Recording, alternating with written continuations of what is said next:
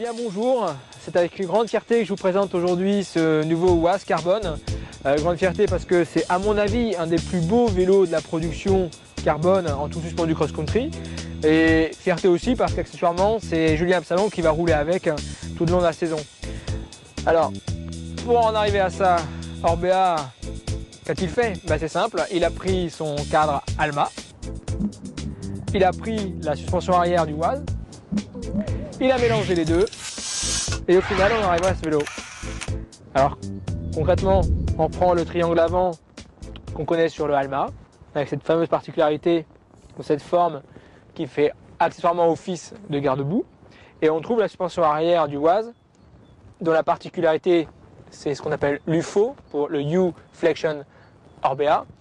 C'est-à-dire que vous avez ici une pièce en carbone qui n'a pas de point de pivot et c'est la flexion en fait du carbone qui va donner ce point de pivot. Alors pour rentrer un peu plus en détail, la partie avant est donc un monocoque carbone fait avec de la fibre au module. Alors en réalité c'est pas tout à fait la partie avant de l'Alma puisqu'il y a quand même une sacrée modification. Notez cette partie avant. L'Alma, si vous en souvenez, le tube venait ici et le tube diagonal venait l'épouser après. Ici, il vient se rencontrer très très bas. Ça a permis surtout une chose, c'est de rigidifier la partie avant.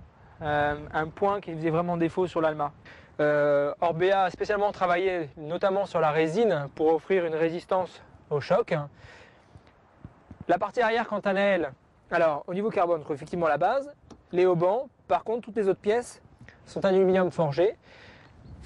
Alors effectivement ça aurait été trop difficile de concevoir des pièces ici en carbone. Voilà au résultat, donc on a quand même de sacrées pièces. Alors vous fiez pas à la finition parce que ici on est vraiment sur une pré-série, la grande production sera complètement différente. Donc les pièces seront bien plus jolies, il y aurait moins de colle qui dépasse. Mais voilà au moins l'idée générale du vélo.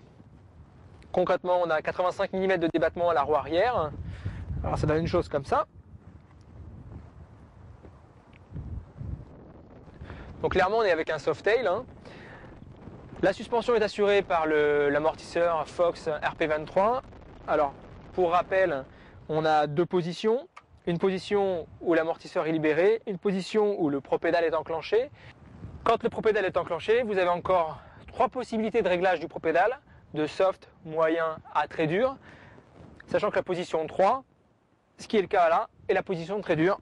On a donc un amortisseur qui est quasiment bloqué sur son début de course.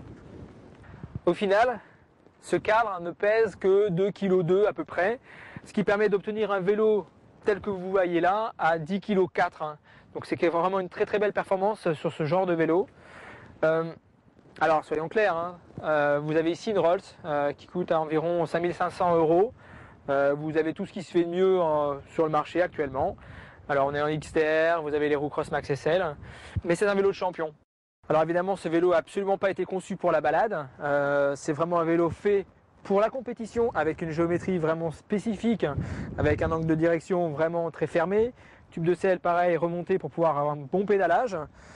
Alors nous avons opté pour une version plutôt confort d'utilisation, avec la potence que vous avez là. On a deux positions, sur la position dite freeride, ce qui est assez rigolo quand même sur un genre de vélo, et quand on la retourne on a une position cross-country. Alors vous voyez déjà là la différence entre la selle et la potence. Autant vous dire que quand on est en cross-country, il faut vraiment avoir les nerfs solides, en tout cas les coups, un coup costaud et des reins qui vont bien.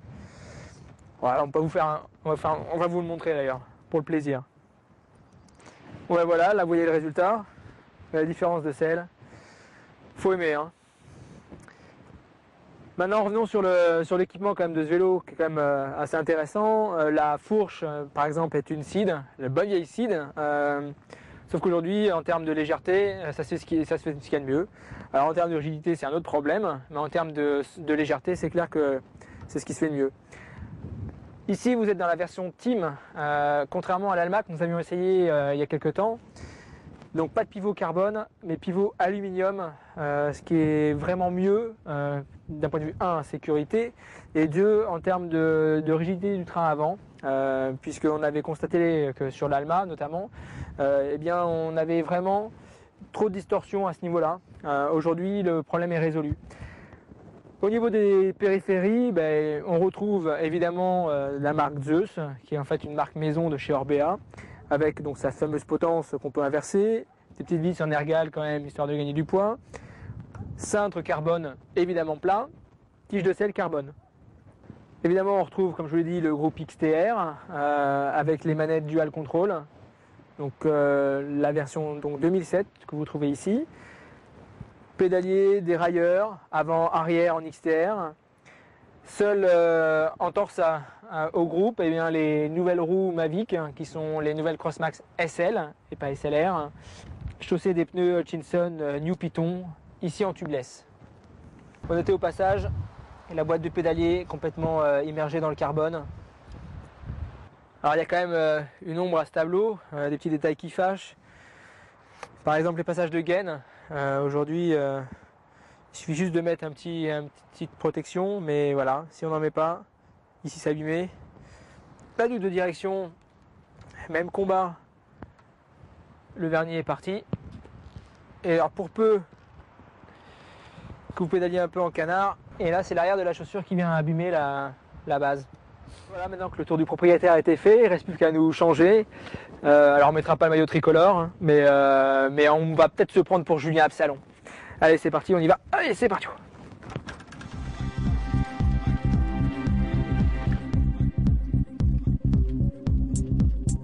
Il suffit de se mettre en selle pour comprendre que le WAS Carbone est taillé pour la performance. Le top tube est long, et même si la potence est en position relevée, on planche tout de même vers l'avant. Dès les premiers tours de pédale, on se rend bien compte que le WAS n'est pas fait pour rouler lentement. À basse vitesse, il faut un sacré équilibre pour le manœuvrer. Mais dès la première ligne droite venue, le WAS s'exprime. Chaque accélération est alors vécue comme un tir de missile sol-air. On est littéralement projeté vers l'avant. Rien ne peut l'arrêter. Et encore moins sa suspension arrière qui offre une motricité de tous les instants pour peu que vous ne rouliez pas en position pro-pédale fort. Mais c'est au fil de kilomètres que l'on prend conscience du confort qu'il distille. La moindre oscillation du terrain est effacée. Bon, évidemment, sur terrain miné, c'est une autre paire de manches. Mais sur un parcours de type Coupe du Monde de cross-country, c'est du pur bonheur. Le vélo se montre incisif dans les accélérations sans pour autant réclamer une débauche de puissance. Difficile de rester insensible face à un tel pouvoir de puissance. En bosse, le WAS se gère sans difficulté, et si d'aventure vous aviez un coup de barre, il suffit de prendre le parti de tourner les jambes, mais si vous restez sur la plaque, alors c'est le plantage assuré.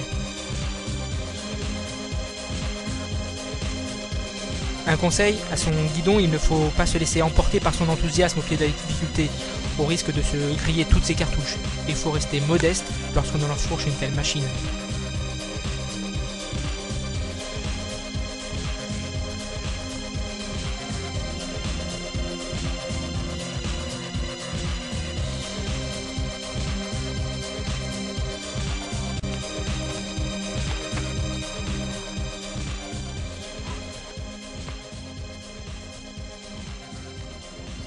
Une fois dans ma vie, je me serais pris pour Julien Absalon.